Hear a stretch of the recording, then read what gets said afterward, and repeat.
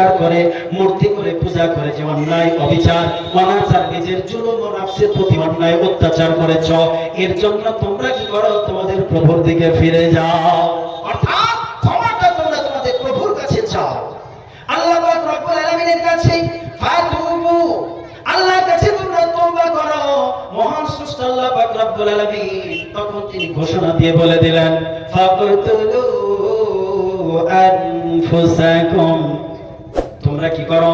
যদি তোমরা তোমাদের পাপের প্রায়শ্চিত্ত করতে চাও, যখন তোমরা বুঝতে পেরেছো, অনুভব করেছো যে তোমরা গরুর বাছুরের মূর্তির পূজা করে তোমরা আমার সঙ্গে শিরিক করেছো, অন্যায় করেছো, গুনার কাজ করেছো, এই গুনাহ কখনোই ক্ষমা হওয়ার নাই, তারপরেও তোমরা যদি আমার কাছে তওবা চাও, পথ চাও, আমি তোমাদেরকে পথ বলে দিলাম, আমি তোমাদের এই গুনাহকে ক্ষমা করে দেব, মাফ করে দেব। যদি তোমরা নিজেরাই নিজেদেরকে হত্যা করো, কতল করো, ফাকতুলু আনফুসাকুম, আমরা যতটা বুঝলাম তাতে এটা পরিষ্কার হয় যে আল্লাহ পাক রব্বুল আলামিনের বান্দা মুসা আলাইহিস সালাতু ওয়াস সালামের যে অনুসারীরা ছিল, তারা গরুর বাছুরের পূজা করেছিল। আয়াত থেকে স্পষ্ট, মুসা আলাইহিস সালাতু ওয়াস সালাম তিনি বলছেন, ওয়া ইযা ক্বালা মুসা লিকাওমিহি ইয়া কওমি ইন্নাকুম যালামতুম আনফুসাকুম বিত্তিখাজিকুমুল ইজলা ফাতুবু ইলা বারিকুম। নবী মুসা বললেন, যখন মুসা আলাইহিস সালাতু ওয়াস সালাম তিনি তার কওমদেরকে বললেন, ও আমার কওমেরা, তোমরা তোমাদের নফসের প্রতি অন্যায় অত্যাচার জুলুম করেছো, এই জুলুমের মূল কারণটাই হলো মূর্তি পূজা। কি পূজা? মূর্তি পূজা। সেই মূর্তিটা কি ছিল? কোরআন উল্লেখ করে দিয়েছে, ইজলা, বাছড়া ছিল, একটা গরুর বাছুর। সেই বাছুরটার কাইফিয়াত কেমন ছিল, আকৃতি কেমন ছিল, আল্লাহ পাক রব্বুল আলামিন সূরা তাহা আপনার 85 নম্বর আয়াতের মধ্যে উল্লেখ করেছেন। এই বিভ্রান্তটা যে সৃষ্টি করেছিল একজন ব্যক্তি ছিল, তার নাম সামিরি। আল্লাহ পাক রব্বুল আলামিন বলেন সূরা তাহার 85 নম্বর আয়াতের মধ্যে 20 নম্বর সূরা 85 নম্বর আয়াতে আল্লাহ পাক রব্বুল আলামিন বললেন, ক্বালা ফা ইন্না ক্বাদ ফাতান্নাকা কওমাকা মিন বা'দি ওয়া আযাল্লাহুমুস সামিরি। সুবহানাল্লাহ। আল্লাহ পাক রব্বুল আলামিন মুসা আলাইহিস সালাতু ওয়াস সালামকে একটা সুন্দর প্ল্যাটফর্ম দিয়েছিলেন। ওই প্ল্যাটফর্মে দাঁড়িয়ে যখন আল্লাহ পাক রব্বুল আলামিন মুসা আলাইহিস সালাতু ওয়াস সালামকে বললেন, ওগো মুসা, তুমি যা কষ্ট করেছো, দিনের দায়ী হিসাবে আল্লাহ পাক আমার পক্ষ থেকে নবী এবং রাসূল হিসাবে, আমি আল্লাহ হিসাবে আমি তোমাকে পুরস্কার দিতে চাই, পুরস্কৃত করতে চাই। সেই জন্য আমি আল্লাহর আদেশে তুমি চলে যাও তুর পাহাড়ে। কোথায়? তুর পাহাড়ে যাও। সেখানে যাওয়ার পরে তুমি অবস্থান করবে এবং আমার নামের সব জিকির করবে। আল্লাহ পাক রব্বুল আলামিন নবী মুসা আলাইহিস সালাতু ওয়াস সালামকে 30 দিন তুর পাহাড়ে থেকে রোজা অবস্থায় আল্লাহ পাক রব্বুল আলামিনের ধ্যানের আদেশ দিলেন। নবী মুসা আলাইহিস সালাতু ওয়াস সালাম তিনি তিনার কওমের লোকদেরকে একত্রিত করলেন, একটা ভাষণ দিলেন। সেই ভাষণের মাধ্যম দিয়ে উম্মতদেরকে, কওমদেরকে তিনি বলতে চাইলেন, ওগো আমার কওমের লোকেরা, মহান স্রষ্টা আল্লাহ পাক রব্বুল আলামিন তোমাদেরকে তথা আমাকে তোমাদের পথ প্রদর্শন করার জন্য সুস্পষ্ট একটা কিতাব দান করতে চেয়েছেন। আর সেই কিতাব নেওয়ার জন্য তিনি আমাকে আমন্ত্রণ জানিয়েছেন, আমাকে যেতে হবে তুর পাহাড়ে। কোথায় যাবে? তুর পাহাড়ে 30 দিনের জন্য। অতএব তিনি যেদিন যাবেন তারপর থেকে নিয়ে তিনার বড় ভাই হারুন আলাইহিস সালাতু ওয়াস সালামকে তিনি নবুয়তের দায়িত্ব দিয়েছিলেন। মানে তিনি যে কাজটা করতেন উম্মতদেরকে নিয়ে দ্বীনের আলোচনা, তালিম, এই সমস্ত তারবিয়াতি আমলগুলো হারুন আলাইহিস সালাতু ওয়াস সালামের দায়িত্বে অর্পণ করলেন। সেইখানে আরেকজন ব্যক্তি ছিল যার নাম ছিল সামিরি।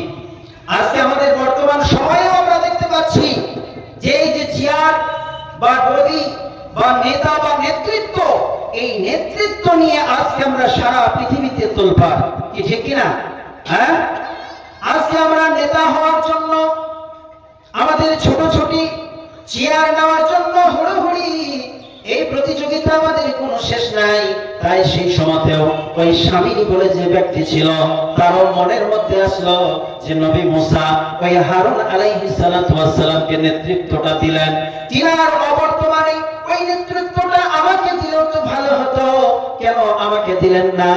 আমাকে না দিয়ে কেন তিনি ওই হারুন আলাইহিস সালাতু ওয়াস সালামকে দিলেন? তার মনের মধ্যে একটু ব্যথা হলো, ঈর্ষা হলো, হিংসা হলো, নেতৃত্বের লোভ আসলো। সেই ঘরে বসে ভাবতে আরম্ভ করলো। এই স্বামীকে এই আয়াতের ব্যাখ্যা এবং বিশ্লেষণ বুঝতে গেলে তার জন্মের থেকে একটু যাওয়া লাগবে। যাবো তো ইনশাআল্লাহ, আমরা শুনবো তো। স্বামী এমন একজন ব্যক্তি ছিল, মহান স্রষ্টা আল্লাহ পাক রব্বুল আলামিন তিনি যে ইসরাঈল আলাইহিস সালাতু ওয়াস সালামকে পৃথিবীর যত জীব রয়েছে সমস্ত জীবের জান কবজ করার যে দায়িত্ব দিয়েছেন, আমরা জানি পৃথিবীর প্রারম্ভ থেকে নিয়ে শেষ পর্যন্ত, ধ্বংস পর্যন্ত মালাকুল মউত তিনি ছাড়া অন্য কেউ জান কবজ করবে না। কিন্তু এই মালাকুল মউতকে আল্লাহ পাক রব্বুল আলামিন কতটা শক্তিশালী এবং কঠোর হৃদয়ে বানিয়েছেন এটা আমরা সকলেই জানি। তারপরে তাফসীরের মধ্যে আসে মালাকুল মউত তিনি যে কোনো পরিস্থিতিতে যে কোনো মানুষের, যে কোনো জীবের রূহ নেওয়ার জন্য কোনো বিন্দু মাত্র কষ্ট অনুভব করেন না। কিন্তু তাফসীর কারকরা বলছেন, মুফাসসিরিনে কিরামরা বলছেন, ওই ইসরাঈল আলাইহিস সালাতু ওয়াস সালাম ওই মালাকুল মউত এমন চারটা জীবের, এমন চারটা মানুষের আপনার জান কবজ করার সময় তার অন্তরটা কেঁপে উঠেছিল। বলুন সুবহানাল্লাহ। কি গো সুবহানাল্লাহ বলবেন না? মালাকুল মউতের অন্তর কেঁপে উঠেছিল, তার মন ব্যথায় ব্যথিত হয়ে গিয়েছিল। যাদের রূহ কবজ করার জন্য যেই চারজনের, তার মধ্যে একজন হলো এই স্বামীর মায়ের। স্বামীর মা কোথায় ছিল? স্বামীর মা যখন সমুদ্র পথে যাত্রা করছিল, এমত অবস্থায় সমুদ্র পথে ওই নৌকাটা, ওই জাহাজটা দুর্ঘটনার কবলে পড়ে এবং ছিন্ন বিচ্ছিন্ন হয়ে যায়। স্বামীর মা ছিল, স্বামীকে গর্ভধারণ করে, এমন করে গর্ভধারিণী মা তিনি যখন তিনার সন্তানকে নিয়ে ওই অ্যাক্সিডেন্ট করা জাহাজের ভিতরে ছিলেন, ওই জাহাজের একটা তক্তা পেল, পাওয়ার পরে স্বামীর মা ওই তক্তাখানার উপরে ভর করে সমুদ্রে ভাসতেছিল। এমন অবস্থায় প্রস্রাব বেদনা আসলো, স্বামীর জন্ম ঘটলো। সেই সময় একটা নবজাত, নব জন্ম হওয়া শিশুর সবচাইতে প্রয়োজনীয় যে তিনি হলেন তিনার মা। আল্লাহ পাক রব্বুল আলামিন মালাকুল মউতকে হুকুম দিলেন, ও মালাকুল মউত যাও যাও, ওই যে দেখছো গভীর সমুদ্রের মাঝে তক্তার উপরে ভাসমান একটা নবজাতক শিশু যে সদ্য জন্মগ্রহণ করেছে এবং তার মা তাকে নিয়ে একটু আদর যত্ন করার সুযোগ পেয়েছে, যাও যাও তার মায়ের জানটা তুমি কবজ করে নিয়ে চলে আসো। একবার জোরে সরে বলি সুবহানাল্লাহ। আল্লাহ পাক রব্বুল আলামিনের হুকুম পেয়ে মালাকুল মউত ছুটতে ছুটতে যখন স্বামীর মায়ের কাছে গেল, যাওয়ার পরে দেখে এই চার সমুদ্রের মাঝে কোনো দিকে কোনো সাহায্যকারী নাই, মানুষ নাই, পশু পাখি নাই। সমুদ্রের পানির ভিতরে অনেক মাছ রয়েছে, অনেক হাঙ্গর রয়েছে, শসা রয়েছে। তারা ইচ্ছা করলে মুহূর্তের মধ্যে এই শিশুটাকে গিলে ফেলতে পারে। আল্লাহ পাক রব্বুল আলামিন এমন একটা মুহূর্তে এই মহিলার জান কবজের কথা বলল, আমার বড় কষ্ট হয়। আল্লাহ পাক রব্বুল আলামিনের আদেশের দিকে যখন মালাকুল মউত আবার ঘুরে তাকালেন, মালাকুল মউত তাকিয়ে এটাই প্রকাশ করতে চাইলেন, আয় আল্লাহ তোমার লীলা বড় কঠিন, তুমি কেমন করে এই শিশুটাকে লালন পালন করবে যার মা জন্ম দেওয়ার সঙ্গে সঙ্গে মৃত্যুবরণ করে, আবার তার নিজের বাড়িতে নয়, ভরা সমুদ্রের মাঝে। জান কবজ করা হয়ে গেল। আল্লাহ পাক রব্বুল আলামিন ফেরেশতা জিবরিলকে পাঠালেন, জিবরিল যাও, ওই শিশুটার তক্তাপোষটাকে তুমি ভাসিয়ে নিয়ে চলে যাও একটা সুন্দর দ্বীপের দিকে, যার আশেপাশে জনবসতি আছে, জঙ্গল আছে। আল্লাহ পাক রব্বুল আলামিনের হুকুমে ফেরেশতা জিবরিল তখন স্বামীর সহ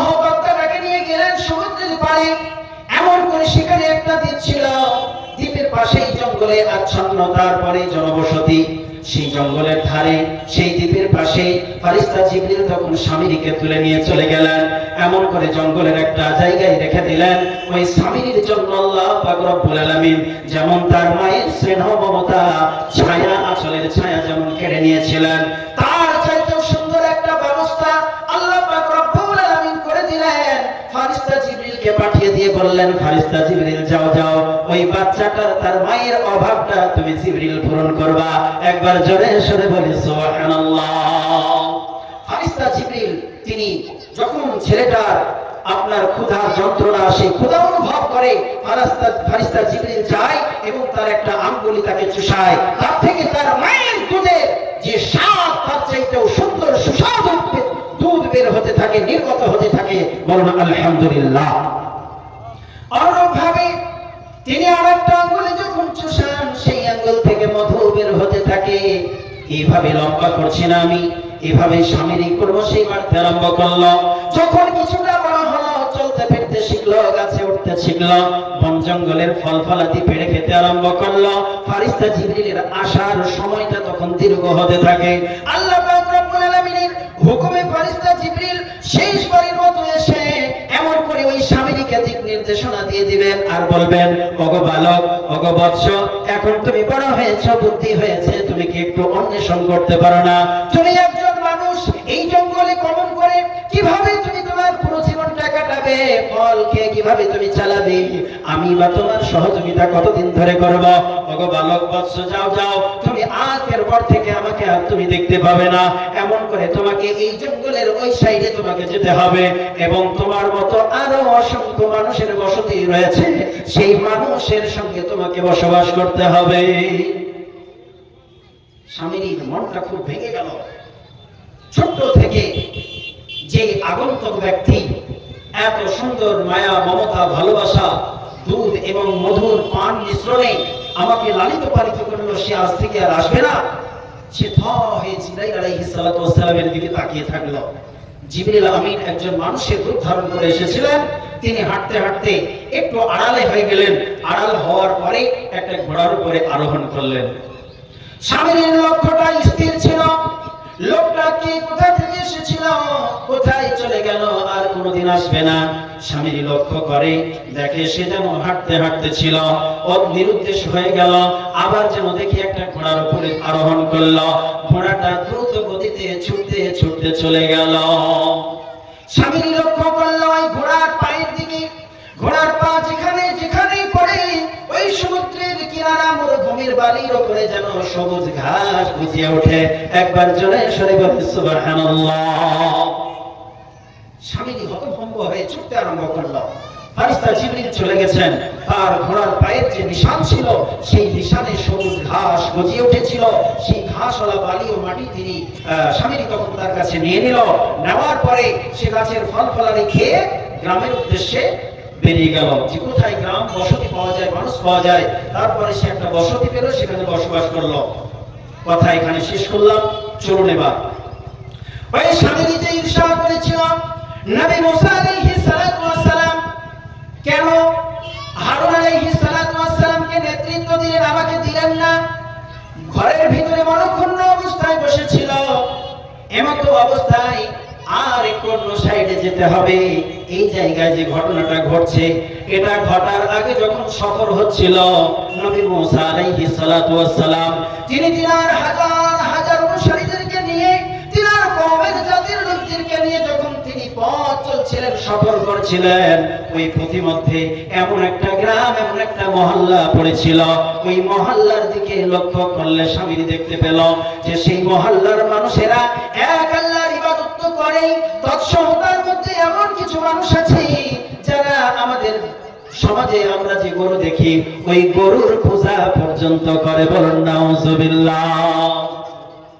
সেই সমাজে, সেই এলাকায় স্বামী লক্ষ্য করেছিল যে তারা গরুর পূজা করছে, গরুকে খোদা বলেছে এবং তার পূজা অর্চনা করছে। স্বামী তখন ছুটে এসে নবী মুসা আলাইহিস সালাতু ওয়াস সালামের কানে কানে এসে বলছেন, ওগো আমাদের নবী, আমি লক্ষ্য করলাম এই মহল্লার দিকে তারা দেখছি গরুর পূজা করছে, তারা গরুকে আল্লাহর স্থানে রেখে তার কাছে প্রার্থনা করছে। তো আমাদের জন্য যদি একটা গরুর ব্যবস্থা করে দিতেন তাহলে আমরাও তার কাছে আল্লাহ মনে করে পূজা করতাম, কতই না ভালো হতো। নবী মুসা আলাইহিস সালাতু ওয়াস সালাম আস্তাগফিরুল্লাহ নাউযুবিল্লাহি মিন যালিক পড়ে ওই স্বামীকে একটু গরম একটু নরম ভাবে বুঝিয়ে বললেন, ওগো স্বামী শোনো, তারা মহান স্রষ্টা আল্লাহ পাক রব্বুল আলামিনকে এক বলে স্বীকার করে না, তাই তারা আল্লাহর সঙ্গে অন্য কেউ অংশীদার বানিয়েছে। আমরা হলাম এক আল্লাহর অনুসারী, আমরা আল্লাহ ছাড়া অন্য কারো শিরিক, অন্য কারো ইবাদত করতে পারি না। অতএব এটা পৃথিবীর জঘন্যতম গুনাহ বা পাপ, এই কাজে আমি তথা আমরা কেউ জড়িত হব না, বরং নাউযুবিল্লাহ আজ থেকে তোমার ব্রেন থেকে এই কথাটা মুছে দাও, আর কোনোদিন এরকম কথা মুখে আনবে না। স্বামীজি তখন আস্তাগফিরুল্লাহ পড়ে থেকে গেল। প্রতিমধ্যে তাফসীরের মধ্যে আসে নবী মুসা আলাইহিস সালাতু ওয়াস সালাম তিনি যখন ফেরাউনের কাছ থেকে হিজরত করে বাহরে কুলসাম নীল নদ অতিক্রম করছিলেন, সেই সময় যখন তিনি বেরিয়ে গিয়েছিলেন, তাফসীরের মধ্যে আসে কিছু কিছু মানুষের স্বর্ণ অলংকার নবী মুসা আলাইহিস সালাতু ওয়াস সালাম তথা তার সাথীদের কাছে আমানত স্বরূপ কিছু ছিল, যেগুলো তার নিজস্ব মালিকদেরকে ফেরত দেওয়া হয় নাই। একটা একটা করে কড়িগুলো জুড়ছি আমি, সেখানেই সমস্ত কড়িগুলো এক জায়গায় একত্রিত হবে। খুব গভীর মনোযোগতার সঙ্গে শুনতে হবে, তবেই এই আয়াতের তাফসীর বুঝে আসবে। আল্লাহ পাকের নবী মুসা আলাইহিস সালাতু ওয়াস সালাম তিনি যে আমানত হিসাবে স্বর্ণ অলংকারগুলো নিয়েছিলেন, ওগুলো ফেরত না দিতে পারায় সেগুলো নিয়ে তিনি চলে এসেছিলেন। মুফাসসিরিনে কিরামরা বলেন, প্রতিমধ্যে যখন এক বিশাল পাহাড় দেখা যায়, নবী মুসা আলাইহিস সালাতু ওয়াস সালাম, শামিরি এবং হারুন আলাইহিস সালাতু ওয়াস সালাম এবং তিনি নবী মুসা তিনজনে ওই পাহাড়ের চূড়ার দিকে এগিয়ে গেলেন। যাওয়ার পরে নবী মুসা আলাইহিস সালাতু ওয়াস সালাম শামিরি ও হারুন আলাইহিস সালাতু ওয়াস সালামকে হুকুম দিলেন, যাও তোমরা পাহাড়ের সুন্দর একটা গর্ত করো। এবং গর্তটা যখন হয়ে গেল, তিনি একটা বস্তা বা থাইলি দিলেন, দেওয়ার পরে বললেন যে এতে কিছু সোনা আছে, স্বর্ণ অলংকার আছে, এগুলো নিয়ে গিয়ে গলাও, আগুন দিয়ে গলিয়ে সেই পাহাড়ের গর্তটাই রেখে দাও, দিয়ে পাথর চাপা দিয়ে নিশানা রেখে দাও, যাতে করে আল্লাহ যদি আমাদেরকে আবার সেখানে ফিরিয়ে নিয়ে যান, তাহলে যার যার এই সোনাগুলো ছিল, যারা মালিক ছিল, সেই মালিকের কাছে যেন ফিরিয়ে দিতে পারি। সেটাই করা হলো। স্বামীরি ওইখান থেকে সবাই চলে আসার পরে স্বামীরি আবার একাই সেখানে গেল। যাওয়ার পরে স্বর্ণ অলংকার যেটা একটা বড় আকারে গোটা করে রেখে দেওয়া হয়েছিল, সেটাকে সে তুলে নিয়ে নিজের কাছে রেখে দিল। বুঝতে পারলেন? চলুন এবার স্বামীরি তখন ঘরের মধ্যে বসে অবস্থায় চিন্তা করে, এইদিকে নবী মুসা কিন্তু সেই এলাকায় আর নাই, তিনি চলে গিয়েছেন তুর পাহাড়ে। তুর পাহাড়ে যাওয়ার পরে মহান স্রষ্টা আল্লাহ পাক রব্বুল আলামিনের হুকুম পালনার্থে তিনি 30 দিন পর্যন্ত রোজা রাখছেন। কয়দিন? 30 দিন। 30 দিনের দিন যেদিন হয়েছে, সেই দিন আল্লাহ পাক রব্বুল আলামিন তিনাকে শুরুতেই বলেছিলেন, হে মুসা শোনো, আমি যে তোমাকে এখানে ডেকেছি, রোজার হুকুম দিয়েছি, তুমি থাকবে, অবস্থান করবে, ইবাদত বান্দেগী করবে, রোজা রাখবে, কিন্তু রোজা শেষে তুমি দাঁতন বা মেসওয়াক না করেই তুমি রোজা ভাঙবে বা ইফতার করবে। মুফাসসিরিনে কিরামরা এর মহত্ব গুরুত্ব বলেছেন। আমরা রমজানুল মুবারকের ফাজাইলে বিভিন্ন হাদিস থেকে আমরা যেটা জানতে পারি যে আল্লাহ পাক রব্বুল আলামিন আমাদেরকে যে রোজা দিয়েছেন, আমরা যখন রোজা রেখে সারাদিন অনাহার পানাহার খাদ্য পানি থেকে আমরা নিজেকে মুক্ত রেখে যখন বৈকাল গড়িয়ে যায়, দুপুর গড়িয়ে বৈকাল হয়ে যায়, তখন আমাদের মুখের মধ্যে একটা লালা সৃষ্টি হয়, কি হয় না? মুখটা শুকিয়ে আসে, জিহ্বাগুলো শুকিয়ে যায়, জিহ্বার ভিতরটা শুকিয়ে যায়, আর ওই শুকানো জিহ্বায় আমাদের মুখের লালাগুলো এমন ভাবে শুকিয়ে আঠাটে ভাব হয়ে যায়, তখন আমাদের মুখের ভিতর থেকে, পেটের ভিতর থেকে এমন একটা দুর্গন্ধ আসে, ওই দুর্গন্ধটা মহান স্রষ্টা আল্লাহ পাক রব্বুল আলামিনের দরবারে জান্নাতি মিশকে আম্বারের চাইতেও সুগন্ধিময়। একবার জোরে সরে বলি সুবহানাল্লাহ। আল্লাহ পাক রব্বুল আলামিন নবী মুসাকে বললেন, ও মুসা তুমি মিসওয়াক করবে না কেন? কেননা তোমার ওই মুখের দুর্গন্ধটা, রোজাদারের মুখের দুর্গন্ধটা আমি আল্লাহর কাছে বড়ই প্রিয়। একবার জোরে সরে বলি আলহামদুলিল্লাহ। আল্লাহ পাক রব্বুল আলামিনের হুকুম, নবী মুসা 29 দিন পালন করেছেন। 30 দিনের দিন তিনি মিশওয়াক করতে আরম্ভ করে দিয়েছেন ভুল করে। সঙ্গে সঙ্গে আল্লাহ পাক রব্বুল আলামিন ডাক দিয়ে বলছেন, ও মুসা, তুমি তো তোমার আল্লাহর আদেশ অমান্য করলে। নবী মুসা বলে, আল্লাহ আমার ভুল হয়ে গিয়েছে, ক্ষমা করে দাও, আমি ইচ্ছাকৃতভাবে ভুলটা করি নাই। আল্লাহ বলে, নবী মুসা শোনো, একটা ছোট মানুষের বড় ভুল হলেও সেটা ছোট, কিন্তু বড় মানুষের যদি ছোট ভুল হয়ে যায় সেটাও কিন্তু সমাজের কাছে বড় করে দেখানো হয়। তবে তুমিও একজন বড় মানুষ, তোমাকে আমি হাজার হাজার লক্ষ লক্ষ কোটি কোটি মানুষের মধ্যে থেকে বাছাই করে আমার নির্বাচিত মুনতাখাবকৃত আমি তোমাকে আমার পয়গম্বর বানিয়েছি। অতএব তোমার ছোট ভুল হলেও তোমাকে খেসারতি দিতে হবে। কি জরিমানা দিতে হবে? দিবে তো? নবী মুসা বলেন, আল্লাহ আপনার হুকুম, আপনি যেটা বলবেন সেটাই আমি শুনবো। আল্লাহ বলে, আরো 10 দিন তোমাকে এখানে থাকতে হবে রোজা অবস্থায়, এটাই হলো তোমার জরিমানা বা কাফারা। নবী মুসা তাই করতে আরম্ভ করলেন। এদিকে স্বামীর মনটা বড় ভারাক্রান্ত ছিল, অবিচল ছিল। নবী হারুন আলাইহিস সালাতু ওয়াস সালাম নবী মুসা আলাইহিস সালাতু ওয়াস সালামের অনুসারীদেরকে তালিম দিতেন, মাশওয়ারা দিতেন। তিনি তালিম, কথাবার্তা এরকম মাজলিসের মাধ্যমে তাদেরকে সঠিক দিশা দেখাতেন। হঠাৎ করে নবী মুসা আলাইহিস সালাতু ওয়াস সালামের ভাই তিনি খবর পেলেন যেন কিছু উম্মত, কিছু কওমের লোকেরা বিভ্রান্তিকর আমল করতে আরম্ভ করে দিয়েছে। বিভ্রান্তিকর আমল। কি আমলটা? ওই যে স্বামী ঘরে বসে মনক্ষুণ্ণ ছিল, তার মনে শয়তান এসে একটা বিভ্রান্তির পথ বলে দিল, আর স্বামীর মাথায় সেটা আসার সঙ্গে সঙ্গে সে সেটা আমলে নিয়ে চলে আসলো। এবার আসি তাফসীর কারকরা, তিনারা বর্ণনা দিচ্ছেন যে স্বামী সে যে সোনার গোটাটা পাহাড় থেকে নিয়ে এসেছিল সেইটা। আবার অন্যান্য মুফাসসিরে কিরামরা তিনাদের অভিমত দিয়েছেন যে সেই সময় স্বামী সকলের ঘরে ঘরে গিয়েছিল, যাওয়ার পরে বলেছিল যে তোমাদের কাছে যাদের যা সোনা দানা আছে, অলংকারগুলো আছে, সেগুলো তোমরা আমার কাছে দাও, কেননা নবী মুসা তো এখন নাই, তাই আমার কাছে গচ্ছিত থাক, আমি তোমাদেরকে কিছুদিন পরে আবার ফেরত দিয়ে দেব। তারা সরল সোজা মানুষ, তারা দিয়েছিল। তো সেই সোনাগুলা, তাহলে সোনার মত কটা হলো? একটু আওয়াজ করে বলেন, কটা হলো? দুটো। কোন সোনা? 1 নম্বর সোনা হচ্ছে পাহাড় থেকে চুরি করা স্বামীর সোনা। আর দ্বিতীয় মতামত হলো যে এলাকা থেকে সংগ্রহ করেছিল স্বর্ণ অলংকার স্বামী। আল্লাহ পাক রব্বুল আলামিন সবচেয়ে ভালো জানেন। এক কথায় মূল কথা হলো সোনা। মূল কথা সোনা। সেই সোনাকে গলানোর পরে সে একটা গরুর বাছুরের মূর্তি তৈরি করেছিল। ওই যে এলাকায় গরুর পূজা করতে দেখেছিল, ওটা তার মাথায় চলে আসলো। শয়তান নিয়ে আসলো, আসার পরে বলে যে স্বামী তুমি নিজেও তো তৈরি করে একটা পূজা করতে পারো, তোতে বাধা কিসের? তাই করা হলো। গরুর বাছুর তৈরি হয়ে গেল। এবার খালি খালি বাছুরটা পড়ে আছে, দেখে ভালো লাগছে না। এবার চলে আসুন গরুর বাছুরটা জিন্দা হওয়া বা নড়াচড়া করা বা আওয়াজ করার বিষয়ে তাফসীর মুফাসসিরে কিরামদের সেখানে অভিমত রয়েছে। চলুন এক একজনের মত নেওয়া যাক।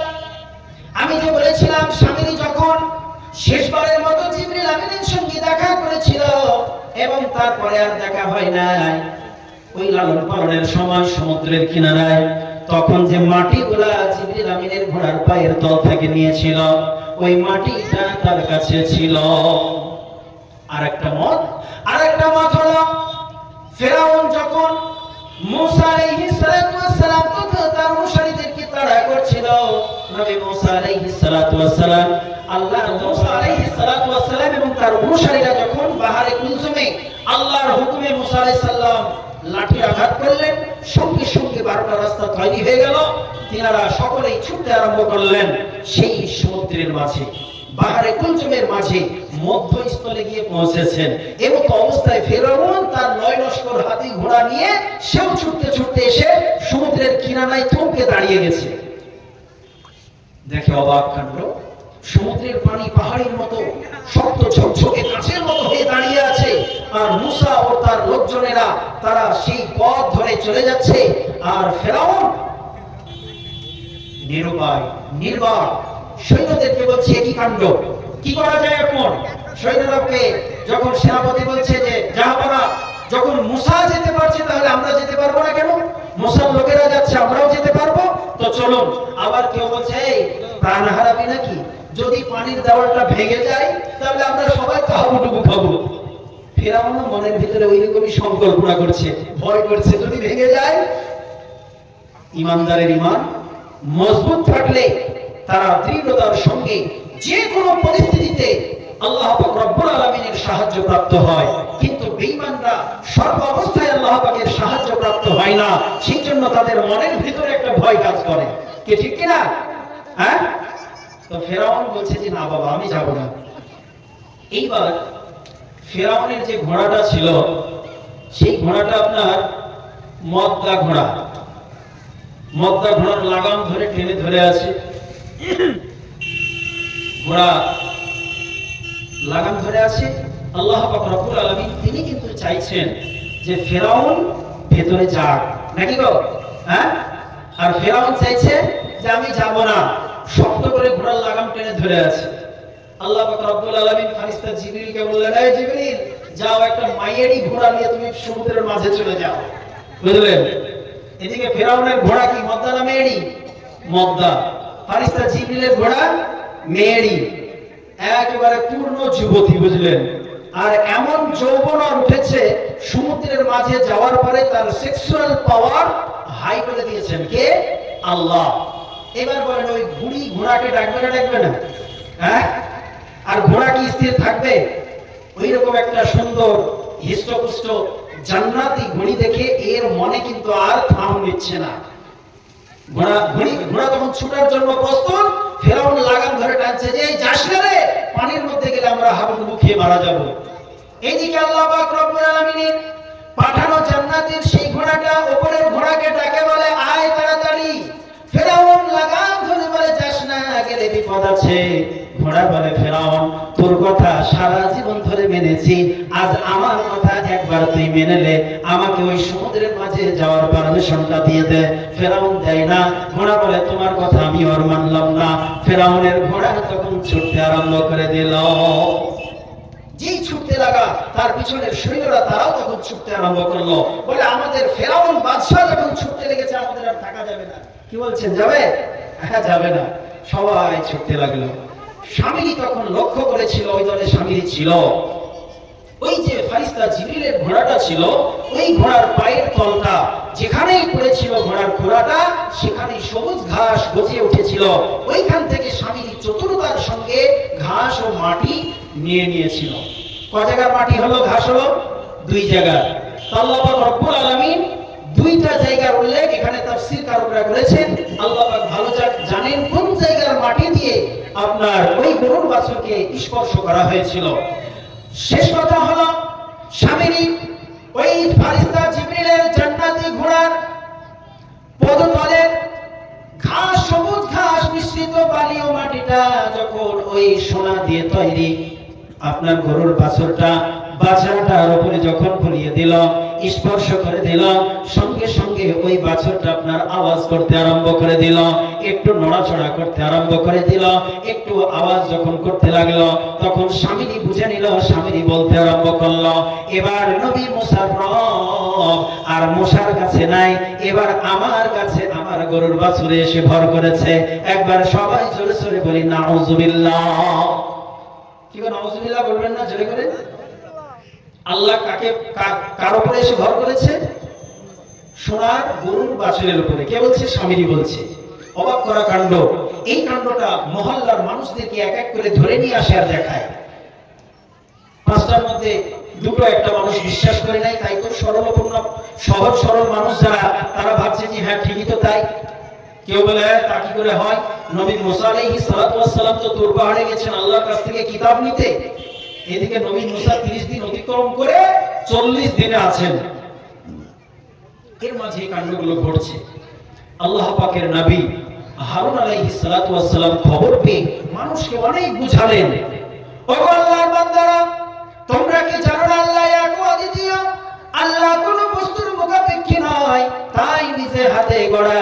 দিয়ে তৈরি এই গরুর বাছুরটাকে তোমরা কোনো মতেই আল্লাহ বলে স্বীকার করতে পারো না, তোমরা কোনো মতেই পথভ্রষ্ট হয়ে যেতে পারো না। আল্লাহর দোহাই লাগে, আল্লাহর কসম লাগে, তোমরা তোমাদের নিজের আমলগুলো নষ্ট না করে ওই গরুর বাছুর থেকে মুখ ফিরিয়ে তোমরা এক আল্লাহর দিকে প্রত্যাবর্তন করো। আর যারা এখনো পর্যন্ত যায়নি তাদেরকেও তিনি বুঝাতে আরম্ভ করলেন। শত সহস্র বুঝানোর পরেও হাজার হাজার মানুষ তারা স্বামীর গণমুক্ত হয়ে গেল। স্বামী তখন যুক্তি খাড়া করে দিল আর বলতে আরম্ভ করলো, ওগো আমার কওমের মানুষেরা, ওগো আমার এলাকার মানুষেরা, তোমরা কি দেখো নাই নবী মুসা আলাইহিস সালাতু ওয়াস সালাম তিনি তুর পাহাড়ে যাওয়ার পূর্বে আমাদেরকে বলেছিলেন, ওগো আমার সাথীরা, ওগো আমার প্রিয় বন্ধুরা, আমাকে আল্লাহ পাক রব্বুল আলামিন 30 দিনের জন্য তুর পাহাড়ে আহ্বান করেছে। ওই 30 দিন পর তিনি আমাকে তাওরাত কিতাব দেবেন, ওই কিতাব নিয়ে আমি তোমাদের কাছে উপস্থিত হয়ে যাব। তো নবী মুসা তো 30 দিন অতিক্রম করে ফেলেছে, এখনো তো তিনি আসছেন না। অতএব একবার ভাবো যে যে আল্লাহর কাছ থেকে সে কিতাব নিতে গেছে, সে আল্লাহ তো এখন বর্তমান আমার ঘরে, আমার সোনার গরুর বাছুরে, সোনার মূর্তির উপরে এসে ভর করেছে। তাহলে আল্লাহকে নবী মুসা খুঁজে কি করে পাবে? পায়নি, তাই এদিক ওদিক ছোটাছুটি করছে, যখন পাবে তখন আসবে। তো তোমরা কেন মুসার দিকে পথ চেয়ে থাকবে যখন তোমাদের ঘরে, তোমাদের এলাকায়, তোমাদের মহল্লায় আল্লাহ পাক রব্বুল আলামিন চলে এসেছে? অতএব আল্লাহকে তোমরা সম্মান জানাও, আল্লাহর ইবাদত করো, তার কাছে ভালো মন্দ চাও, প্রার্থনা করো। স্বামীর এই যুক্তি ও কথা শুনে অনেক মানুষ পথভ্রষ্ট হয়ে গেল। স্বামীর বলতে চাইলো, যারা নবী হয় তারা কখনো মিথ্যা কথা বলে না, আর যারা মিথ্যাবাদী হয় তারা কখনো নবী হতে পারে না। এমন তো অবস্থায় তোমরাই বিচার করে দেখো নবী মুসা মিথ্যা বলেছেন নাকি নবী, এমন করে তোমরা বিচার করে দেখো। তোমরা নবী মুসা আলাইহিস সালাতু ওয়াস সালামের অপেক্ষায় থাকবে নাকি তোমাদের সামনে উপস্থিত খোদার তোমরা সম্মান করবে, ইবাদত করবে? এই যুক্তি যখন তারা তাদের কাছে পেশ করলো, স্বামীর সেই কথা শুনে অনেক মানুষ পথভ্রষ্ট হয়ে ওই গরুর বাছুরের কাছে তারা ভালো মন্দ প্রার্থনা করতে আরম্ভ করলো, বিপদ আপদ থেকে মুক্তির জন্য প্রার্থনা করতে লাগলো। ওই মূর্তির সামনে কেউ হাত জোড়ে প্রার্থনা করে, আবার কেউ সিজদাবরত অবস্থায় ওই মূর্তির পূজা পর্যন্ত করতে আরম্ভ করে দিল। একবার জোরে সরে বলি নাউযুবিল্লাহ। আল্লাহ রাব্বুল আলামিন নবী মুসা আলাইহিস সালাতু ওয়াস সালামকে তিনি প্রত্যাদেশ করছেন আর বলছেন, ক্বালা আন্না ক্বাদ ফাতান্নাকা ফাতান্না কওমাকা মিন বা'দি ওয়া আযাল্লাহুমুস সামিরিয়্যু। আল্লাহ পাক রব্বুল আলামিন তিনি ওই তুর পাহাড়ের গুহায় মুসা আলাইহিস সালাতু ওয়াস সালামকে তিনি খবর দিয়ে দিচ্ছেন, এইদিকে যে ঘটনাটা ঘটছে, স্বামী যে সমস্ত মানুষদেরকে পথভ্রষ্ট করে দিল, এই খবরটা আল্লাহ পাক রব্বুল আলামিন তিনি মুসা আলাইহিস সালাতু ওয়াস সালামকে শোনাচ্ছেন আর বলছেন, ক্বালা আল্লাহ পাক রব্বুল আলামিন বললেন, আন্না ক্বাদ ফাতান্না কওমাকা, এ মুসা শোনো শোনো, নিশ্চয় নিশ্চয় তোমার কওমদেরকে আমি একটা পরীক্ষায় ফেলেছি। মিন বা'দিকা, তোমার পরে, অর্থাৎ তুমি তোমার কওমের কাছ থেকে এখানে আসার পরে, ওয়া আযাল্লাহুমুস সামিরিয়্যু, আর তাদের পথভ্রষ্ট হওয়ার মূল কারণটাও তুমি শুনে নাও। তাদেরকে পথভ্রষ্ট করেছে ওই সামিরী, যে সামিরীকে তুমি রেখে এসেছিলে, ওই সামিরী তাদেরকে পথভ্রষ্ট করেছে। নবী মুসা আলাইহিস সালাতু ওয়াস সালামের মন মেজাজ গরম হয়ে গেছে। 40 দিন অতিক্রম করার পরে তোমরা কিতাব নিয়ে তিনি ছুটতে ছুটতে চলে যাচ্ছেন কওমের কাছে, জাতির কাছে। যাওয়ার পরে তিনি পরিস্থিতি জিজ্ঞাসা করা মাত্রই সমস্ত কিছু পানির মতো জলজল হয়ে গেল, পরিষ্কার হয়ে গেল। তিনি ছুটতে ছুটতে স্বামীর দিকে চলে গেলেন। স্বামীকে গিয়ে ডাক দিয়ে বলেন, ও স্বামী, কোথায় আছো? বেরিয়ে আসো। স্বামী কর্ণকুহরে নবী মুসা আলাইহিস সালাতু ওয়াস সালামের কণ্ঠস্বর যাওয়া মাত্রই স্বামীর কলিজাটা কাঁপতে আরম্ভ করে দিয়েছে। ভয় বলুন সুবহানাল্লাহ। আজকে আমরা আমাদের সমাজে অহরহ শিরক, বিদআত এবং জিনা, ঘুষ, ব্যভিচার, অন্যায় অনাচারের মতো বড় বড় গুনাহ করার পরেও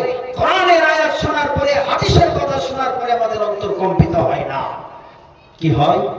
যদি হতো তাহলে আমাদের দ্বারা সমাজে এই অন্যায়গুলো আর প্রতিষ্ঠিত হতো না।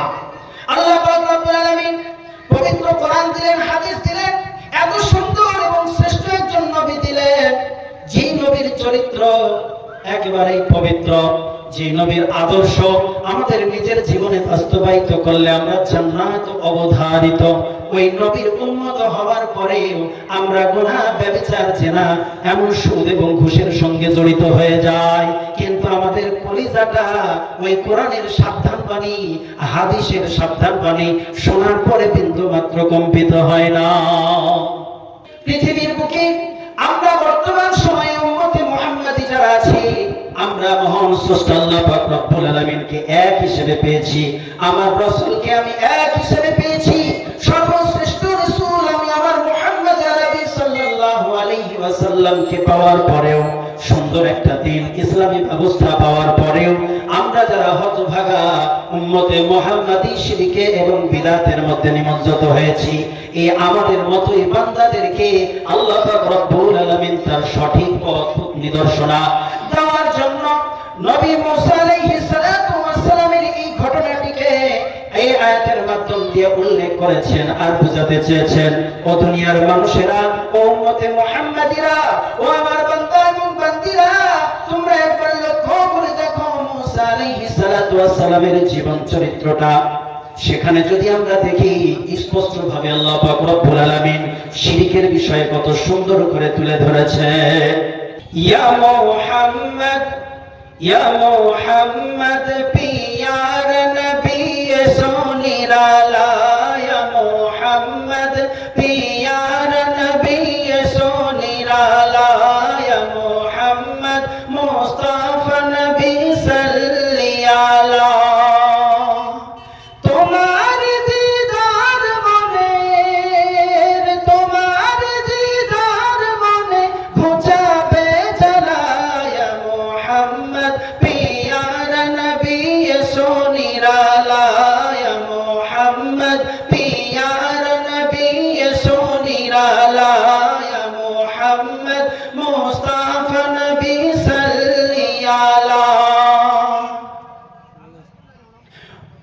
আবু জেহেল চিনে না, নবী বলে মানে না, আবু জেহেল চেনে না, নবী বলে মানে না, মা আমিনার ছেলে বলে কালেমা, ইয়া মুহাম্মদ পিয়ার নবী সোনিরালা, ইয়া মুহাম্মদ মুস্তাফা নবী সাল্লি আলা, ইয়া মুহাম্মদ মুস্তাফা নবী সাল্লি আলা।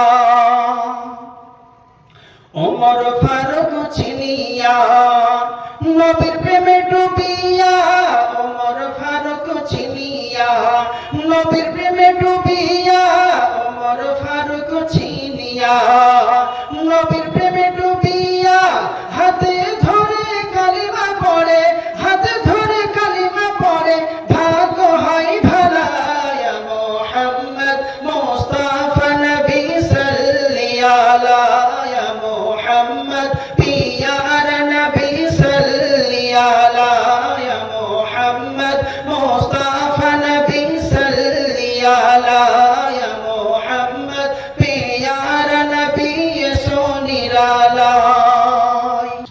হযরত বিলাল আযান দিত, সবাই শুনে পাগল হইতো, হযরত বিলাল আযান দিত, সবাই শুনে পাগল হইতো, হযরত বিলাল আযান দিত, সবাই শুনে পাগল হতো, সেই আযানে কি যে মধু, সেই আযানে কি যে মধু, কেউ তো জানে না, ইয়া মুহাম্মদ, ইয়া মুহাম্মদ পিয়ার নবী সোনিরালা, ইয়া মুহাম্মদ মুস্তাফা নবী সাল্লি আলা, ইয়া মুহাম্মদ পিয়ার নবী সোনিরালা, ইয়া মুহাম্মদ মুস্তাফা নবী সাল্লি আলা।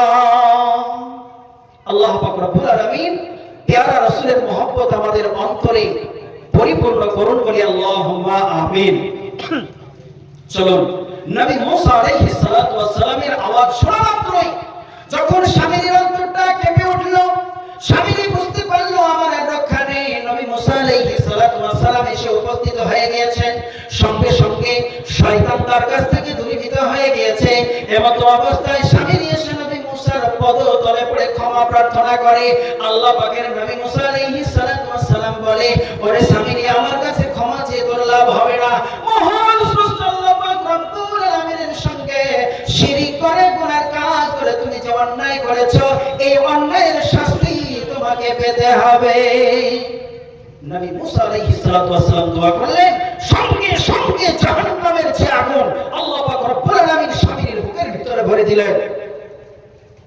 বুকের ভিতরটা জাহান্নামের আগুনের যে তীব্রতা, প্রখরতা, সেটা অনুভব করে স্বামী তখন চিল্লাইতে আরম্ভ করলো। এলান দিয়ে বলে, ওগো আমার এলাকার মানুষেরা, এমন করে আমি তোমাদেরকে পথভ্রষ্ট করেছিলাম, যেই গরুর বাছুরকে মূর্তি বানিয়ে তোমাদের দ্বারা তাকে সম্মান দিয়ে শিরক করেছিলাম। এই শিরকের জন্য আল্লাহ পাক রব্বুল আলামিন তিনি আমার ভিতরে সামান্যতম একটু শাস্তি দিয়ে দিয়েছেন। যে জাহান্নামের কথা আমি শুনতাম, যে জান্নাতের কথা আমি শুনতাম নবী মুসার কাছে, তোমরাও শুনেছিলে, ওই জাহান্নামের আগুনের তীব্রতার কিছুটা হলেও আমি অনুভব করি। ওগো আমার অনুসারীরা, যারা তোমরা আমাকে অনুসরণ করে মূর্তি পূজা করেছিলে, ওই গরু পূজা করেছিলে, তোমরা আমার কাছ থেকে সরে যাও, সরে যাও, কেননা আমার ভিতরে যে আগুন জ্বলে আমি সহ্য করতে পারি না। যদি তোমাদের কেউ স্পর্শ করে, এই আগুন তোমরা পুড়ে ছাই হয়ে যাবা। স্বামী তখন চিৎকার করতে করতে মানুষকে সরাইতে সরাইতে ছুটতে আরম্ভ করলো। কোথায়? সেই জঙ্গলে, যে জঙ্গলে সে বসবাস করছিল, বড় হয়েছিল, লালিত পালিত হয়েছিল ফারিস্তা জিবরিলের কাছে। সেখানে যাওয়ার পরে তার শরীরটা আগুনে দাউ দাউ করে পুড়ে ভস্ম হয়ে গেল, সে শেষ হয়ে গেল। এবার পালিয়ে আসলো তার অনুসারীরা। কি থাকলো না? থাকলো না। এরা তখন দেখতেই পাচ্ছে যে আমরা যে মূর্তি পূজা করেছিলাম, গরু পূজা করেছিলাম, যার মাথায় করেছিলাম তার তো অবস্থা এই, তাহলে আমাদের কি হবে এবার? তারা সবাই ছুটতে ছুটতে চলে আসলো। কোথায়? নবী মুসা আলাইহিস সালাতু ওয়াস সালামের কাছে এসে বলে, ওগো নবী, আমাদেরকে ক্ষমা করে দিন। নবী মুসা বলেন, আমার কাছে ক্ষমা চাইলাম নাই, আল্লাহর কাছে তোমরা তওবা করো, আল্লাহর দিকে ফিরে যাও। আল্লাহ পাক রব্বুল আলামিন যে সিদ্ধান্ত নেবেন সেটাই হবে তোমাদের জন্য বড় মঙ্গলময়। আল্লাহ পাক রব্বুল আলামিন এর নবী মুসা আলাইহিস সালাতু ওয়াস সালাম যে আয়াতটা বলেছিলাম, এটা আবার এখানে ফিটিং হয়ে যায়। নবী মুসা আলাইহিস সালাতু ওয়াস সালাম তিনি বললেন, ইয়া কওমি ইন্নাকুম যালামতুম আনফুসাকুম বিত্তিখাযিকুমুল ইজলা, হে আমার সম্প্রদায়ের লোকেরা, তোমরা গরুর বাছুরকে রব বলে, প্রভু বলে স্বীকার করে মূর্তি করে পূজা করে যে অন্যায়, অবিচার, অনাচার, নিজের জুলুম ও নফসের প্রতি অন্যায় অত্যাচার করেছ, এর জন্য তোমরা কি করো? তোমাদের প্রভুর দিকে ফিরে যাও, অর্থাৎ ক্ষমাটা তোমরা তোমাদের প্রভুর কাছে চাও। আল্লাহ পাক রব্বুল আলামিনের কাছে ফাতুবু, আল্লাহর কাছে তোমরা তওবা করো। মহান স্রষ্টা আল্লাহ পাক রব্বুল আলামিন তখন তিনি ঘোষণা দিয়ে বলে দিলেন, ফাকুতুলু আনফুসাকুম, তোমরা কি করো? যদি তোমরা তোমাদের পাপের প্রায়শ্চিত্ত করতে চাও, যখন তোমরা বুঝতে পেরেছো, অনুভব করেছো যে তোমরা গরুর বাছুরের মূর্তির পূজা করে তোমরা আমার সঙ্গে শিরক করেছো, অন্যায় করেছো, গুনার কাজ করেছো, এই গুনাহ কখনোই ক্ষমা হওয়ার নাই, তারপরেও তোমরা যদি আমার কাছে তওবা চাও, পথ চাও, আমি তোমাদেরকে পথ বলে দিলাম, আমি তোমাদের এই গুনাহকে ক্ষমা করে দেব, মাফ করে দেব। যদি তোমরা নিজেরাই নিজেদেরকে হত্যা করো, কতল করো, ফাকতুলু আনফুসাকুম, তো তোমরা কি করো? নিজেরাই নিজেদেরকে হত্যা করো। নবী মুসা আলাইহিস সালাতু ওয়াস সালাম কাইফিয়াত দেখিয়ে দিলেন। সমস্ত মুশরিক যারা ছিল, আল্লাহর সঙ্গে শিরককারী, তাদেরকে বললেন যে তোমরা বসে যাও, আর যারা গরুর বাছুরের পূজা করেনি তারা দাঁড়িয়ে থাকো। সবাই বসে গেল। মূর্তি পূজকরা, গরুর বাছুরের পূজকরা, বাকিরা দাঁড়িয়ে থাকলো। তাদের হাতে তলোয়ার দিয়ে দেওয়া হলো। এমত অবস্থায় দাঁড়িয়ে থাকা মানুষগুলো, বসে থাকা মানুষগুলোকে হত্যা করতে আরম্ভ করলো। এটা কার হুকুমে? আল্লাহ পাক রব্বুল আলামিনের হুকুমে। আল্লাহ পাক রব্বুল আলামিনের দরবারে নবী মুসা আলাইহিস সালাতু ওয়াস সালাম হাত দুখানা তুলে দিয়ে প্রার্থনা করেন আর বলেন, আয় আল্লাহ পরওয়ারদিগার ইলাহি মাবুদ, এইভাবে যদি আমি হুকুম দিয়ে তোমার আদেশ ক্রমে আমার কওমের লোকেদের যদি হত্যা করায়, আমাদের কওমের লোক শেষ হয়ে যাবে, আপনার যে তওবা ক্ষমা করার পন্থা, এই পন্থার দ্বারা আমার উম্মত আর বাকি থাকবে না, জীবিত থাকবে না, অসংখ্য অসংখ্য হাজার হাজার কওম আমার ধ্বংস হয়ে যাবে। আয় আল্লাহ, আপনি তো দয়াশীল মেহেরবান, আপনি একটু আপনার পন্থাটা, ক্ষমা করার পন্থাটা পরিবর্তন করে দিন। আল্লাহর কাছে প্রার্থনা। এর মধ্যেই হাজার হাজার মানুষ কতল হয়ে গিয়েছে। মুফাসসির